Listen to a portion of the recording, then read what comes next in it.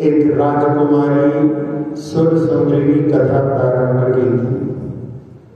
बचपन में गुरुकुल में पढ़ते हुए उसके पल्ले से 7 कोड़ियों को एक लड़के ने ले ली और उससे सामग्री खरीद करके सब बच्चों ने उसकी पार्टी बना ली। और जब राजकुमारी को पता पड़ता है तो वो क्रोधित होती है और वो उनके शिक्षा सत्र का आखिरी दिन था और उसके कारण में उसको जवाब वो अमर कुमार नाम का राज सृष्टि का पत्र नहीं दे पाया और बड़े होने पर उन दोनों का आपस में विवाह हो गया, शादी हो गई।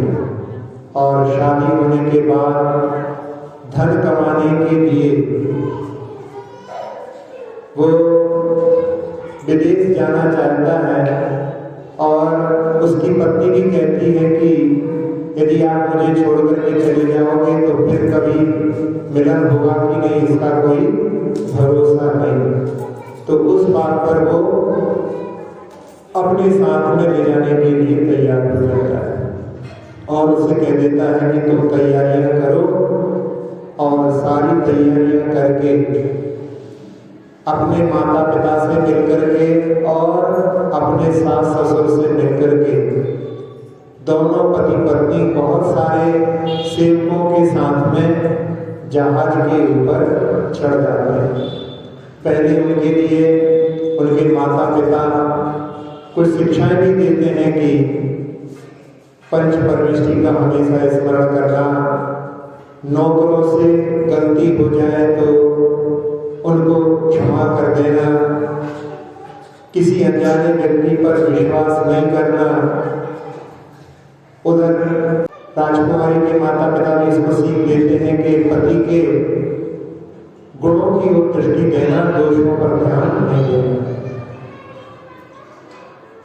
और जब उनके जहाज रवाना होते हैं तब उस समय में एक तोप के द्वारा कि अब प्रस्थान होता है, वहां तोप की आवाज के माध्यम से जहाज समुद्र में चलना प्रारंभ कर देते हैं। उन जहाज में जहां ऊपर मस्तूल लगा रहता है उसकी जहां तक दिखाई देते हैं वहां तक सारे लोग खड़े होकर के उन जहाज को देखते रहते हैं और बाद में जब वो ओझल हो जाते हैं तो सारे लोग अपने अपने घर की ओर चले जाते हैं। जहाज में कई दिनों का लंबा सफर होता है। जब तक कोई दूसरा टापू नहीं आता है तब तक बहुत बहुत दिनों के बाद में टापू के दर्शन होते हैं, धरती के दर्शन होते हैं और उसमें वहां पर रहते रहते एक नीरसता सी आने लगती है। बहुत दिनों के बाद में उनको एक टापू दिखाई देता है और उसको देख करके वो लोग बड़े हर्षित होते हैं कि अब वहां पर उतर करके अपन जो यहाँ पर एक साथ जीवन जीने लगे हैं उससे थोड़ी निजात मिलेगी। ऐसे उत्साह के साथ में उस टापू के पास में पहुंचते हैं। लेकिन जिस टापू पर वो लोग पहुंचते हैं वहां पर एक जहाज वहां से रवाना हो रहा था और उन्होंने कहा कि इस टापू पर रुकना खतरे से खाली नहीं है। इस टापू पर एक नर पक्षी राक्षस रहता है, इसलिए इस टापू पर केवल वहां पर ऊपर झील है, उसमें से अच्छा स्वच्छ मीठा पानी भर लो, बहुत सारे वन हैं उसमें से फल आदि तोड़ लो, लेकिन यहाँ पर रात रुकना खतरे से खाली नहीं।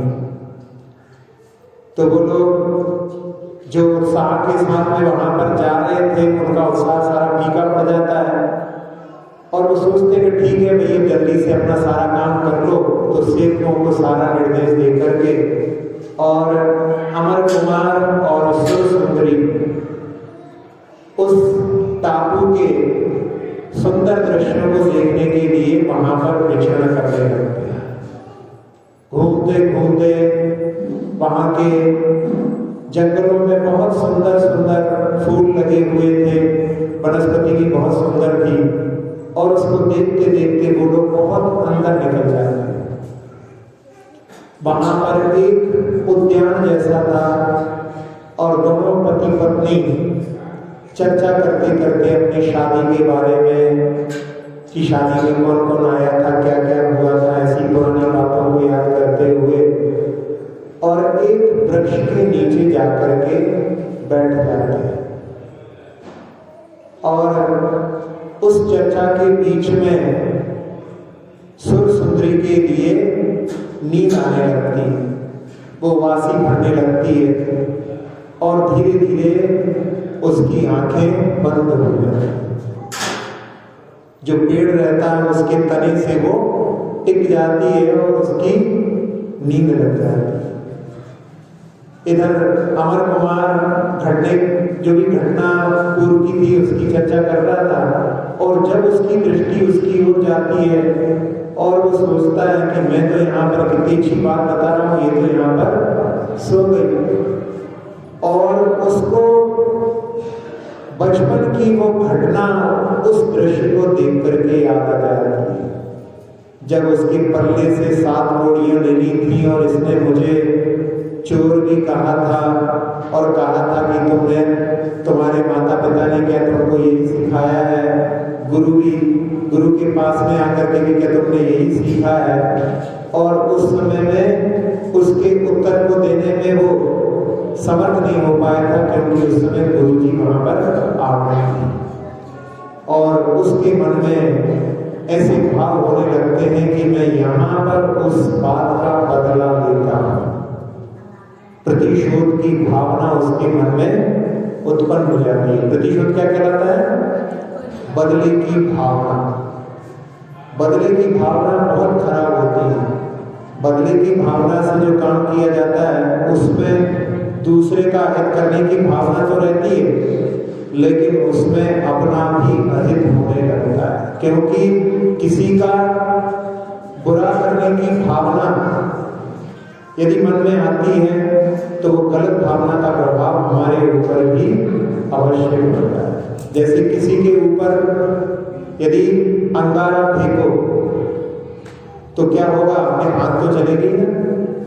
यदि अंगारे के ऊपर राख जल गई हो, अपने हाथ भले ना जले लेकिन हाथ काले तो अवश्य हो जाएंगे, और सामने वाले को लगे नहीं लगे उसका कोई भरोसा भी नहीं है। तो बुरी भावना ऐसी होती है कि सबसे पहले अपने ही अंतर मन पर वो कालिक लगाता है। कई बार लोग अहंकार के कारण आपस में लड़ने के लिए तैयार हो जाते हैं। तो ऐसी प्रतिशोध की भावना अपने मन में रखना ठीक नहीं है।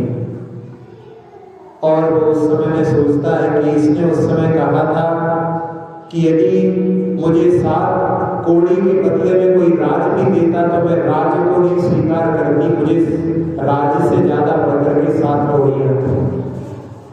तो वो मन में सोचता है कि आज मैं इसके पल्ले में 7 कौड़ियां बांध करके और इसको इसी टापू पर छोड़ करके चला जाता हूं, जहां पर कि नर पक्षी कोई राक्षस रहता है। ऐसे भाव उसके मन में आते हैं। फिर वो सोचता है कि मैंने इसके साथ में विवाह किया है, विवाह में इसके हाथ को मैंने थामा है कि मैं जीवन भर इसके संरक्षण करूंगा, इसका साथ दूंगा। लेकिन फिर उसके मन में एक बात आती है कि नहीं, मैं इसके अहंकार को तोड़ूंगा। ये बहुत मान रखती है, अभिमानी है। ऐसे भावों से वो एक पत्र लिखता है कि तुम 7 कौड़ियों में राज्य प्राप्त कर लो तब उससे मिलना, और 7 कौड़ी को वो उसके पल्ले में बांध देता है, वो पत्र को भी वहां पर रख देता है और वो वहां से चलने के लिए होता है। फिर वो उसके मन की अंतरात्मा उससे कहती है कि तुम अपने सास ससुर से कहकर के आए थे कि उनकी बेटी का ख्याल रखोगे। पिता ने भी कहा था कि मेरी बहू का ध्यान रखना। तो उसके मन में फिर आता है कि, लेकिन फिर बाद में वो कहता है कि नहीं, मन में प्रतिशोध की भावना बढ़ती है कि नहीं, मैं इसके अहंकार को चकचूर कर दूंगा। और वो उधर से थोड़ा आगे बढ़ता है। 10-20 कदम जाने के बाद में फिर उसके मन में आता है कि नहीं, ऐसी जगह पर मैं इसको अकेले छोड़ करके जा रहा हूँ, इसका फिर दोबारा कभी मिलना होगा कि नहीं, क्योंकि यहाँ पर नरभक्षी राक्षस रहता है। और वो लौट करके फिर वापस आता है उसके पास में आने के बाद में उसके सिर पर हाथ रखता है, लेकिन उसकी इतनी तीव्र नींद लगी हुई थी कि उसकी नींद नहीं खुलती।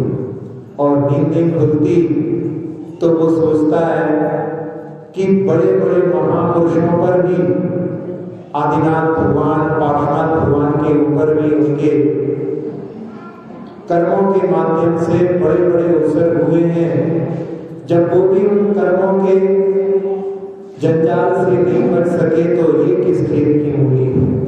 और ऐसे भावों के साथ में वो वहां से अपने कदमों को बढ़ा करके, और जिस जगह पर सारे लोग, सेवक लोग पानी फलानी रख रहे थे, वहां जब वो बिल्कुल पास में पहुंचता है, जहाज के पास में, और वहां पर चिल्ला करके कहने लगता है कि आज वो नरभक्षी राक्षस रात की जगह दिन में ही निकल आया, उसने मेरी पत्नी को मार डाला है, मैं अब कैसे जीवन जीऊंगा, मैं अपने माता पिता को, अपने सास ससुर को क्या मुंह दिखाऊंगा। और रोने लगता है। उसके सेवक वहां पर उससे कहने लगते हैं कि देखो कैसे कर्म का उदय आया है कि अब इसके हाथ की मेहंदी तक नहीं छूटी है और इसकी पत्नी का इसको वियोग हो गया। संसार का कैसा स्वरूप है, ऐसा वहां पर कुछ लोग सांत्वना देने लगते हैं, कुछ उसके मित्र होते हैं, उनकी आंखों में भी आंसू आ जाते हैं, और सारे के सारे लोग उससे कहते हैं कि भैया जान है तो जहान है, जल्दी से चलो। भी कहता है हाँ, यहाँ से भागना ही बेहतर है। और सारे लोग जल्दी जल्दी से उस जहाज में चढ़ जाते हैं, और वहां पर वो इशारा कर देता है कि अब यहाँ से चलना है। तो उस समय में जो लंगर डाले गए थे, लंगर को उठा करके, और उन मस्तूल जिसकी हवा के माध्यम से वेग बढ़ता है, और जहाज समुद्र के सीने को चीरते हुए आगे बढ़ने लगता है। इधर बहुत देर के बाद में जब सुर सुंदरी की नींद टूटती है, तो उस समय वो वहां पर पहले तो देखती है कि मैं कहाँ आ गई, फिर उसको ख्याल आता है कि मैं अपने पति के साथ में आई हूँ, तो मेरे पति कहाँ है। वो इधर उधर देखती है, जब कहीं नहीं दिखते तो वो घबरा जाती है और सोचती है कि मुझे छोड़ करके कहाँ चले गए। और वो उठ करके जिस रास्ते से आई थी उस रास्ते पर आगे बढ़ती है। कहीं कोई नहीं दिखता तो वो अपनी तीव्र गति कर देती है, दौड़ने लगती है, और दौड़ते दौड़ते दौड़ते वो उस तट पर पहुंचती है, लेकिन उस तट पर कोई भी व्यक्ति उसको दिखाई नहीं देता। वो घबरा जाती है, और उस समय में वो सोचती है कि यहाँ पर सारे लोग मुझे छोड़ करके कहाँ चले गए। और वो पूरे समुद्र के, क्योंकि इतना अथाह समुद्र है, इतनी विस्तार में फैला हुआ है, कहीं पर भी पानी के अलावा कुछ नहीं दिखाई दे रहा। वो सब दिशाओं में देखती है, और एक दिशा में उसको दूर पर जो जहाज के ऊपर कपड़े लगे रहते हैं, जिनको मस्तूल कहा जाता है, वो दिखाई देता है। लेकिन वो भी इतनी दूर की, वहां तक उसकी आवाज किसी भी हालत में नहीं पहुंच सकती थी। वो वहां पर हाय कह करके और बेहोश होकर के धरती पर गिर जाती है। कहाँ तो राजकुमारी की, जहाँ उसके लिए यदि माथे में थोड़ा सा दर्द होने लगे तो पूरे के पूरे नगर में जो है वहां पर लोग सेवा के लिए आकर हो जाते थे। आज वो राजकुमारी वहां पर बेहोश पड़ी हुई। और थोड़ी देर बाद जब वहाँ पर हवा चलती है, उस हवा के माध्यम से उसकी बेहोशी दूर होती है, वो उठती है। और उस समय में कि मेरे पति मुझे क्यों छोड़ करके चले गए, सब लोग मुझे यहाँ पर इस वीरान टापू पर जहाँ पर क्यों जान का खतरा है छोड़ करके क्यों चले गए हैं। वो वहाँ पर आंखों में आंसू लिए हुए रुदन करते हुए रोती है और रोते रोते उसका हाथ पल्लू पर जाता है। उस पल्लू को लेकर के वो आंसू पहुंचने के लिए जब पल्लू को स्पर्श करती है तो उसको वहां पर जो बंधा हुआ है उस पर दृष्टि जाती है। उसको देख करके वो जल्दी जल्दी उसको खोलती है कि इसमें क्या है। और वहां पर उसको ज्ञात होता है कि मेरे पति ने बचपन की उस घटना की बात से प्रतिशोध लेने के लिए मुझे इस वीरान टापू पर छोड़ दिया है। पहले तो उसके मन में बड़ा क्रोध आता है कि किसके साथ में मेरे पति जो माता पिता ने विवाह कर दिया। वो कहती है कि मुझे अगला से भी बदला, वो भी कैसी जगह दिया है, ऐसा सोच करके। और वो जिसके साथ में मेरा विवाह हुआ है वो वैश्य है, उसमें क्षत्रियता नहीं है, शूरवीरता नहीं है, ये तो अच्छा कार्य उसने नहीं किया है, ऐसा कार्य शूरवीर नहीं कर सकते। फिर वो सोचती है कि मेरे माता पिता ने मुझसे भी पूछा था कि उसके साथ में तुम्हारा विवाह हो रहा है, मैंने भी सहमति व्यक्त की थी, तो केवल माता पिता का दोष नहीं। और उस समय में वो गुस्से में वहां पर टहलने लगती है और टहलते टहलते धीरे धीरे संध्या का समय आ जाता है, सूर्य अस्त होने लगता है। तो वो वहां पर बैठ जाती है और धीरे धीरे अपने मन को संभालती है। जब निकली थी तब उस समय में माँ ने कहा था कि पिता पति के सद्गुणों पर दृष्टि देना, उनके दोषों पर दृष्टि नहीं देना। तो वो सोचती है कि मेरे पति ने मेरे सामने ये रखा है कि मैं 7 कोड़ियों में राज्य प्राप्त करके दिखाऊं, मेरे लिए ये उन्होंने मार्ग बताया है। यदि मैं इस दीप से जीवित निकलती हूँ तो मैं अवश्य 7 कोड़ियों में राज्य प्राप्त करके दिखाऊंगी।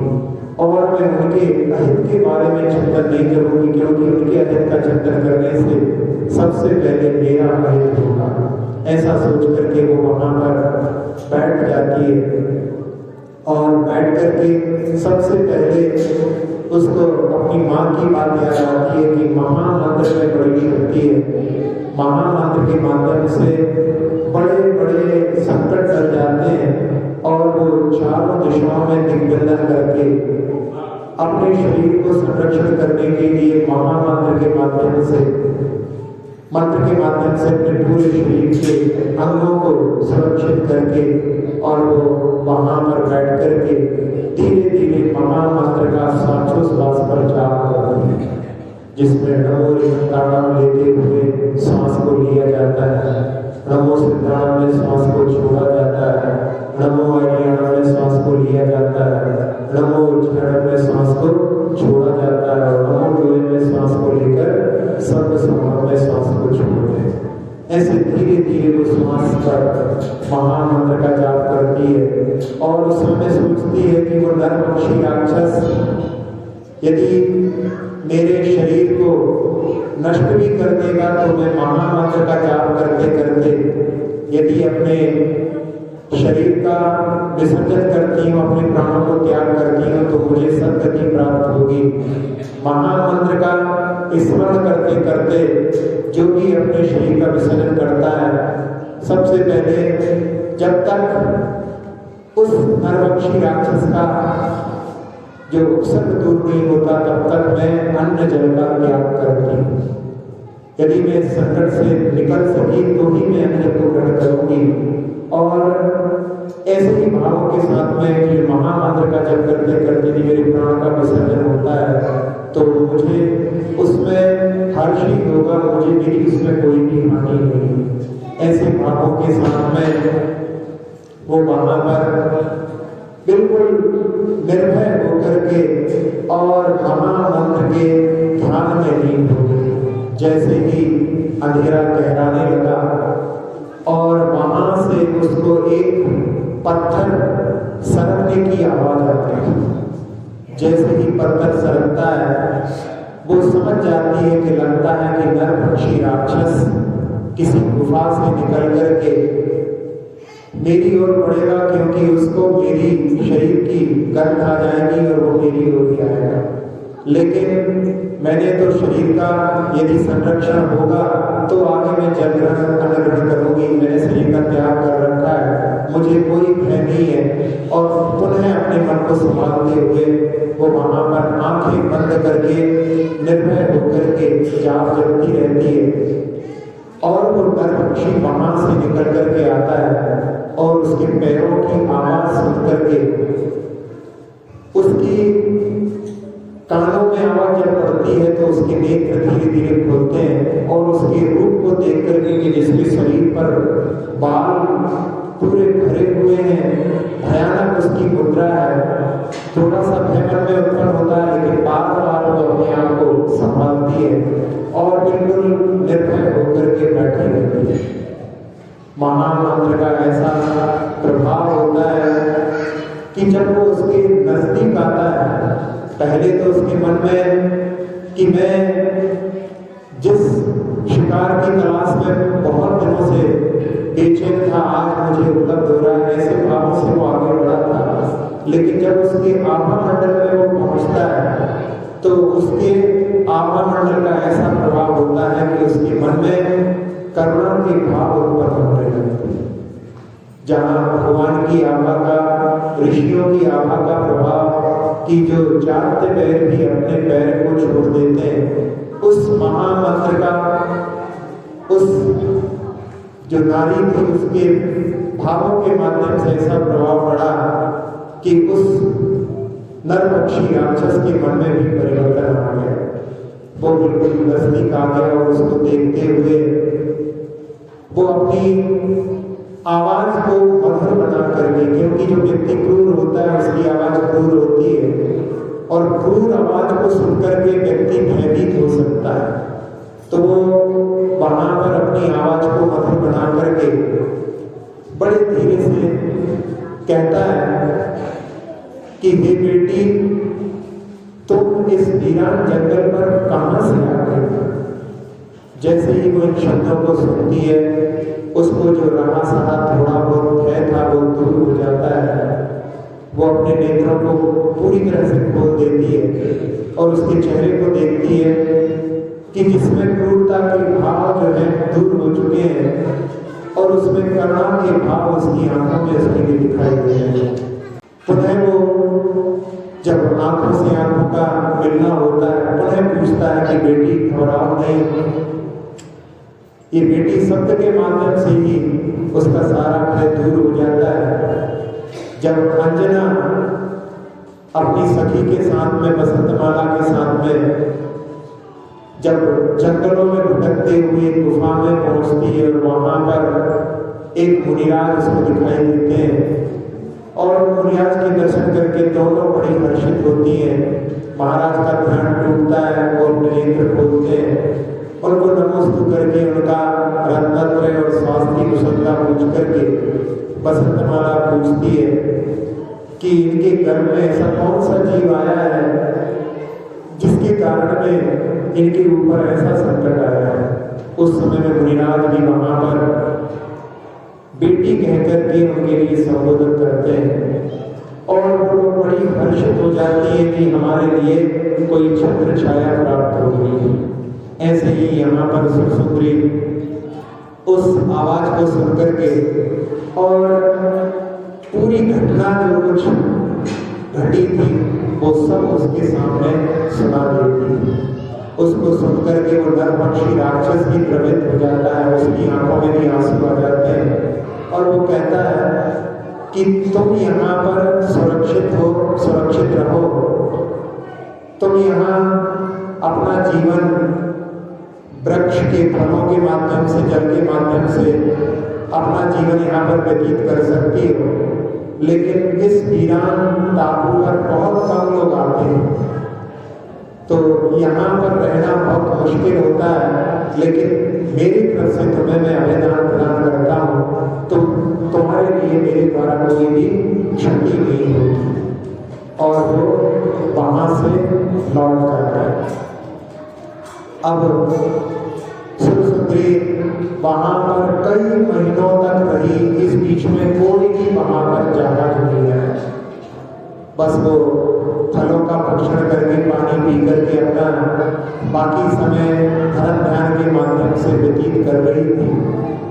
और करते करते बहुत दिनों के बाद में एक जहाज उस टापू पर आया, और उस जहाज को देख करके वो हर्षित होती है कि चलो अब मुझे यहाँ से निकलने का कोई मार्ग मिल जाएगा। और वो जाप करते हुए वहाँ पर बैठी थी। उस जहाज में जो मुखिया था, एक सेठ, वो वहाँ पर आकर के उसको जाप जपते हुए देख करके समझता है कि कोई देवी है, और आकर के उनके चरणों में प्रणाम करता है। उस समय में सुरसुंदरी सोचती है कि मैं इनके माध्यम से ही यहाँ से निकल सकती हूँ, इसलिए इनसे मुझे स्वयं ही बोलना चाहिए। तो वो वहाँ पर उससे कहती है कि हे श्रेष्ठीवर, मैं देवी नहीं मानवी हूँ, यानी मैं मनुष्य हूँ, मैं कोई देवी नहीं हूँ। तो वो एकदम चौंक जाता है और पूछता है कि तुम यहाँ पर इस वीरान टापू पर अकेले कैसे यहाँ पर रह रही हो? तो उस समय में वो सोचती है कि सबको अपने दुखों के बारे में बताना ठीक नहीं है। और उस समय में वो कहती है कि वो सब बातें तो छोड़ो, मुझे यहाँ से निकलने के लिए यदि आप मदद कर सकते हो तो आप मुझे किसी ऐसे देश में मुझे छोड़ने की बात कहो कि जहाँ पर मनुष्य हो। तो उस समय में वो कहता है कि हाँ, इस वीरान टापू पर रहने से तो कोई जीवन का आगे कुछ रास्ता दिखाई नहीं देता है, मैं तुम्हें किसी ऐसे स्थान पर छोड़ सकता हूँ। फिर वो कहती है कि आप मुझे यहाँ से किसी सुरक्षित जगह पर छोड़ देंगे, इस बात की आप पहले मुझे शपथ कीजिए कि आप मेरा संरक्षण करेंगे, पिता बन करके मुझे संरक्षण करेंगे। और बोलते बोलते उसकी आंखों में आंसू आने लगते हैं। तो उस समय में वो सेठ कहता है कि तुमने पहले बहुत कष्टों को सहा है और तुम अपने दुख की बात मुझे बता सकती हो। तो उस समय में सुरसुंदरी कहती है कि मुझे पुरुषों से घृणा है, पुरुषों ने मुझे स्वीकार करने के बाद में मुझे ऐसा छोड़ दिया। तब उस समय में वो कहता है कि पांचों उंगलियां एक सी नहीं होती हैं, किसी एक के कारण में दूसरों पर अविश्वास करना ठीक नहीं। तुम मेरे साथ चलो, मैं तुम्हें सुरक्षित स्थान पर छोड़ दूंगा। और जो शपथ जहाँ वो कहती है, वो सारी शपथों को वहां पर स्वीकार करके और सेठ के साथ में बैठ करके एक सुरक्षित कक्ष में सुरसुंदरी वहां पर जहाज की यात्रा प्रारंभ कर देती। जहाज की यात्रा चलते चलते बीच बीच में वो वहां पर बार बार आता है, चर्चा करता है, और धीरे धीरे उसकी दृष्टि वहां पर परिवर्तित उसको समझ में आने लगती। एक दिन वो बिल्कुल नजदीक बैठ जाता है। तब उस समय में सुरसुंदरी उसके पास से उतर के और दूर खड़ी हो जाती है। फिर वहां पूछती है वो कि आप यहाँ पर क्यों आए? तो उस समय में वो कहता है कि तुम्हें अपने जीवन के लिए कुछ विचार करना चाहिए। जो बीत गया उसके लिए दुखी होने से कुछ भी हासिल नहीं होगा। तुम यदि चाहो तो मैं तुम्हें अपना सकता हूँ। हाँ, तो वो वहां पर कहती है कि आपने मुझे किसी सुरक्षित स्थान पर छोड़ने के लिए बात कही थी और आप जो कुछ मन में गलत विचार कर रहे हैं वो आपके लिए आपकी शपथ के विपरीत है। तो उस समय में वो कहता है कि वो तो मेरा जाल था तुम्हें फंसाने के लिए।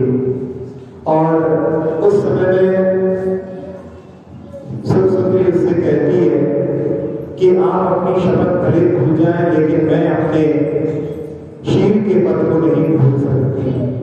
और उस समय में वो कहता है कि तुम भूल रही हो, तुम मेरे कब्जे में हो और मैं जैसा चाहूंगा वैसा मैं हासिल करके रखूंगा। उस समय में सुरसुंदरी सोचती है कि ये बहुत गलत विचार में करके आया है और वो अपने दोनों हाथों को फैला करके उसके ऊपर बढ़ने लगता है। उस समय में सुरसुंदरी अपने बगल में एक कटार छिपाई हुई थी और उस कटार में से जो कटार का रखने का स्थान था वहां से कटार को निकाल करके उसके सामने कर देती और कहती है कि हे सेठ, मैं छत्राणी हूं, मेरे रगों में क्षत्रियों का खून है। यदि तुमने एक भी कदम आगे बढ़ाया तो इस शरीर को मैं रक्त से रंजित करने से नहीं चूकूंगी, तुम्हारे इस मोटे शरीर से तुम्हारी आत्मा को मुक्त कर दूंगी। उस समय में वो सेठ घबरा जाता है और पीछे पीछे आकर के और द्वार बंद करके और वहां से जाते हुए कह देता है कि तुम मेरे जहाज पर मेरे संरक्षण में हो और मुझको ही आंखें दिखाती हो, तुम मुझसे बचकर कहाँ जाओगी। और वो दरवाजा बाहर से बंद करके चला जाता है। इधर सुरसुंदरी सोचती है कि इस स्थान पर मैं सुरक्षित नहीं हूँ, वो मुझे ललकार के गया है, वो जरूर कुछ ना कुछ ऐसा कार्य करेगा जिससे कि मेरी क्षति हो सकती है। और उस समय उसके मन में ऐसे भाव आते हैं कि मैं अपने शील की रक्षा के लिए अपने प्राणों का न्यक्षवर कर दूं, मैं अपने आप में आत्मघात कर दूं और वो कटार को अपने शरीर के पास में लाती है। लेकिन उस समय में उसके मन में कि ये मानव शरीर आत्मघात के लिए नहीं बना है, यदि मैं आत्मघात करनी होगी तो ये मेरे शरीर के साथ में भी खिलवाड़ कर सकता है। मुझे अपने शील की रक्षा और मुझे 7 कोड़ियों में राज्य भी प्राप्त करना है। ऐसे भावों से वो वहां पर जिस कक्ष में थी वहां पर जाकर के वो देखती है खिड़की खोल करके, तो उसको वहां पर बहुत लंबा चौड़ा समुद्र दिखाई देता है। वो देखती है कि इस समुद्र का कोई किनारा नजर नहीं आ रहा है, तो मैं यहाँ से कैसे सुरक्षित निकल सकूंगी। लेकिन फिर भी वो सोचती है कि उससे तो कोई रास्ता निकल सकता है लेकिन इस जहाज पर कोई रास्ता नहीं। और ऐसे भावों के साथ में वो अपनी जो धोती रहती है उसको कांच वाली धोती बना करके, जैसे पुरुष लोग पहनते हैं वैसी धोती में बदल करके और कटार को अपने बगल में लगा करके और नमो का मंत्र जप करके उस खिड़की से निकल करके और समुद्र में छलांग लगा करती। अब उस सुंदरी का आगे क्या होगा उसके लिए आपको आगे के दिनों में इसके बारे में जानकारी मिलेगी। अब सभी लोग ध्यान करने के लिए ध्यान की मुद्रा में बैठ जाए। एक बार ओम का नाम करके अपने मन को ध्यान की भूमिका में पहुंचाने का प्रयास करेंगे।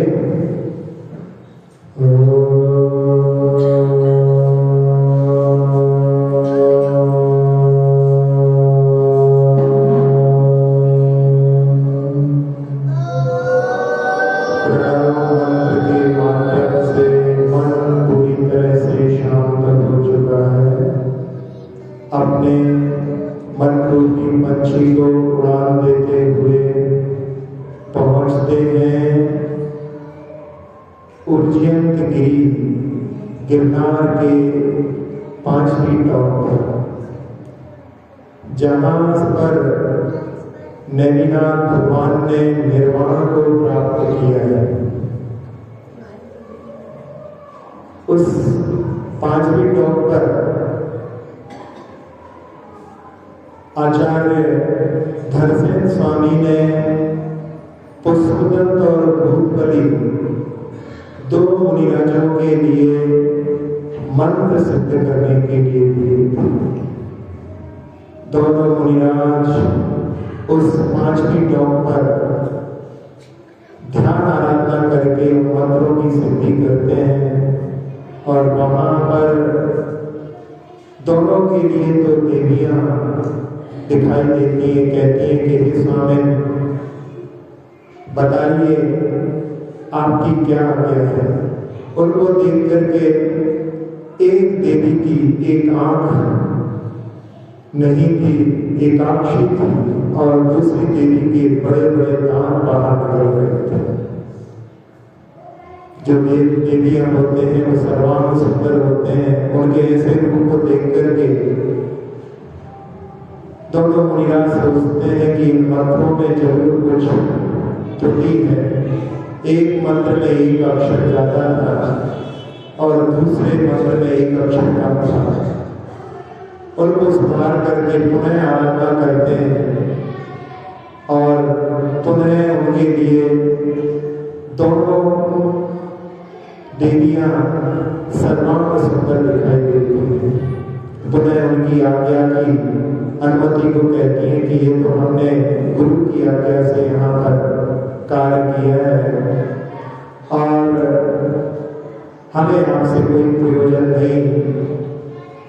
ऐसे उस उज्जैन गिरी की ऊर्जा को अपनी आराधना करने के लिए पुनः हम सभी लोगों का एक बार नाद करेंगे। सभी लोग साथ में मिलकर के उसकी ऊर्जा को, सिद्ध क्षेत्रों की ऊर्जा को अपनी ओर बनाएंगे।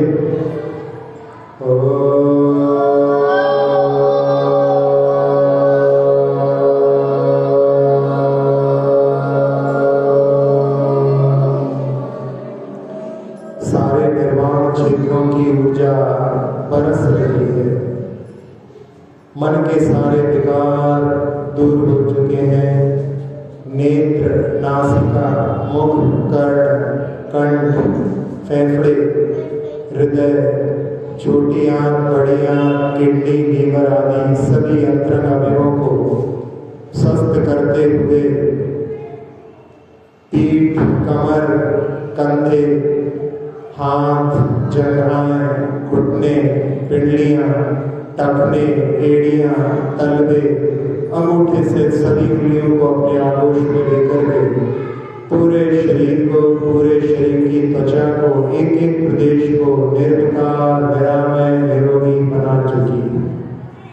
जैसा लाभ सिद्ध क्षेत्रों की ऊर्जा का हमने प्राप्त किया, सारे संसार को प्राप्त ऐसी भावना से उस ऊर्जा को पूरे लोक में फैलते हुए देखें और भावना सुखी रहे सब जीव जगत के, कोई कभी ना घबराए। सुखी रहे सब जीव जगत के, कोई कभी ना घबराए। सुखी रहे सब जीव जगत के, कोई कभी ना घबराए। पूरे लोक में शांति का वातावरण, उस उज्जैन शिखर को जहाँ से नेमिनाथ भगवान ने निर्वाण को प्राप्त किया है, स्मरण करते हुए अक्षर पद मात्रा से दूषित वचन अगर मगहीन रहे,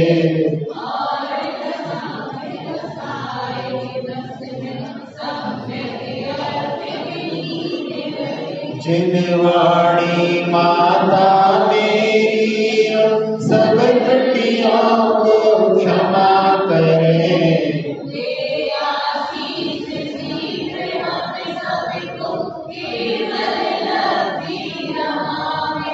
प्राप्त हमें हो बोधि समाधि परिणामों की शुद्धि हो।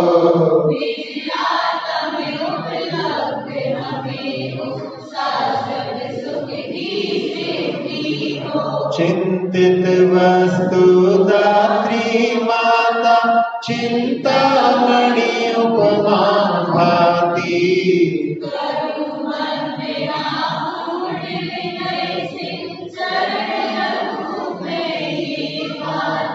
कर जिन वाणी स्तुति तन की ममता दार।